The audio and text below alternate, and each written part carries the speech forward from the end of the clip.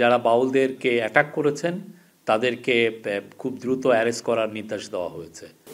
বাউল versus যে ধর্মীয় সম্প্রদায়ের মধ্যে যে একটা উত্তেজনা বিরাজ করছে, এটা সামনে নির্বাচন কেন্দ্রিক কোনো আলোচনা হয়েছে কিনা?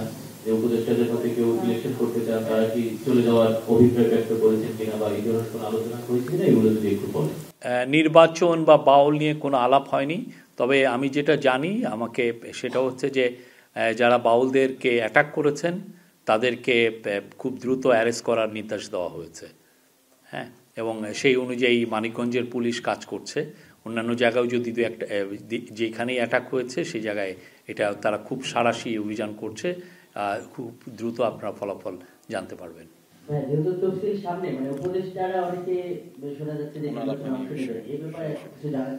এ বিষয়ে কোনো আলাপ আলোচনা হয়নি। আমার নাম মনিরুজ্জামান উজ্জ্বল, জাগরণ থেকে বলছিলাম। আপনি যেমনটা বললেন যে রাজুকের অনুমোদিত এলাকার বাইরে নানাভাবে ভবন গড়ে উঠছে, বাস্তবিক অর্থে আমরা দৃশ্যমান কিছু দেখতে পাবো কিনা? আমরা তো অনেক পরিকল্পনার কথা বলে থাকি, আপনিও বললেন যে নির্দেশনা দেওয়া আছে, আলাদা কোনো অথরিটি করা যায় কিনা।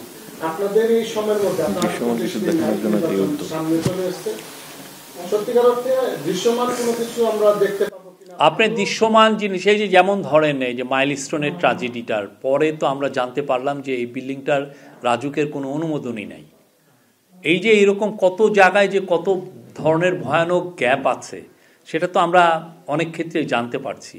জিনিসটা হচ্ছে যে আপনি 15-15.5 বছর ধরে আপনি উন্নয়নের জারিজুরি করেছেন, কিন্তু যেগুলো কাজ রেগুলেটরি ফ্রেমওয়ার্ক যে তৈরি করা পুরো বাংলাদেশ ব্যাপী কনস্ট্রাকশন হচ্ছে। আমরা যারাই ঢাকায় ওয়েল অফ যারাই আছেন তারা তাদের গ্রামের বাড়িতে যে দোতলা বাড়ি করছেন।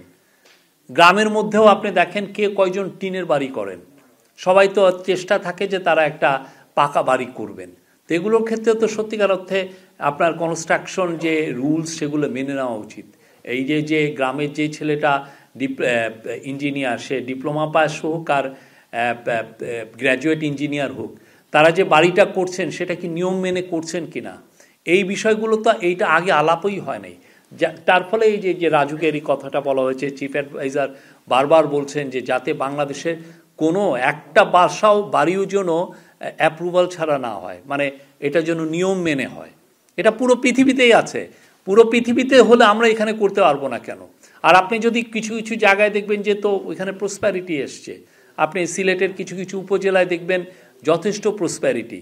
আপনি ইয়েতে যান, লাকসামে যান, আপনি 14 গ্রামে যান, এখানে অনেকে দোতলা 3তলা 4তলা বাড়ি করছেন তাদের গ্রামের বাড়িতে। হ্যাঁ, লক্ষ্মীপুরে যান। তো এই জিনিসগুলোকে অ্যাড্রেস তো আমাদেরকে করা হয় নাই। এই কাজটা আজকে শুরু হয়েছে, এই কাজটা আমরা করছি।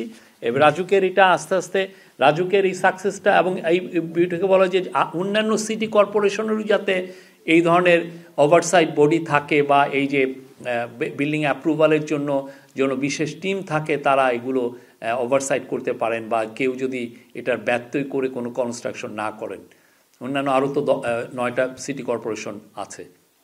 একটা ছোট্ট প্রশ্ন, আপনি রোহিঙ্গাদের সম্পর্কে বলছিলেন, কিন্তু আমরা আপনার আসার পর বিশ্ব দরবারে এটার নজরদারি বেড়েছে, তারা তাকাচ্ছে, কিন্তু রোহিঙ্গারা তো ফিরে যাচ্ছে না। সবার একটাই জিজ্ঞাসা যে রোহিঙ্গা আদৌ ফিরে যাবে, এবং প্রধান উপদেষ্টা বলেছিলেন যে সামনে রোজার ঈদে রোহিঙ্গারা কিছু হলেও স্বদেশে ফিরে যাবে, কিন্তু আপনারা তো যদি নির্বাচন ফেব্রুয়ারিতে হয়তো আপনারা থাকবেন না, সেক্ষেত্রে আমরা তো প্রধান উপদেষ্টা তো আশা ব্যক্ত করেছেন।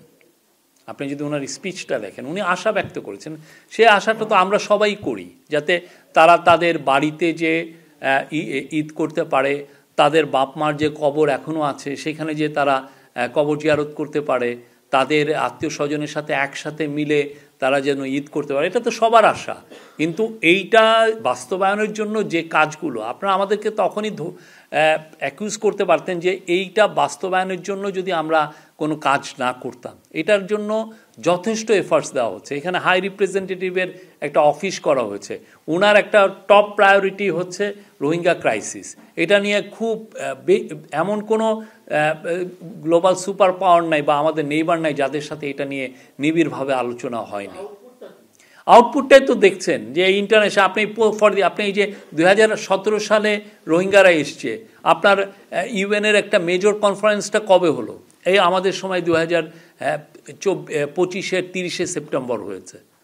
এখন আপনি আগে তো এটা ফরগটেন রাখা হয়েছিল, তো সেইটাকে আমরা সামনে এনেছি। এখন আপনি যেটা চাচ্ছেন যে খুব দ্রুত রেজাল্ট, সত্যিকার অর্থে ডিপ্লোম্যাসিতে খুব দ্রুত তো রেজাল্ট সবসময় হয় না, বাট আমাদের যেটা করতে হবে সেটা হচ্ছে যে আমাদের এফার্টসটা সবসময় রাখতে হবে, এবং সেই কাজটা চিফ অ্যাডভাইজার এবং এই ইন্টারিম গভর্নমেন্ট এই কাজটা করছেন।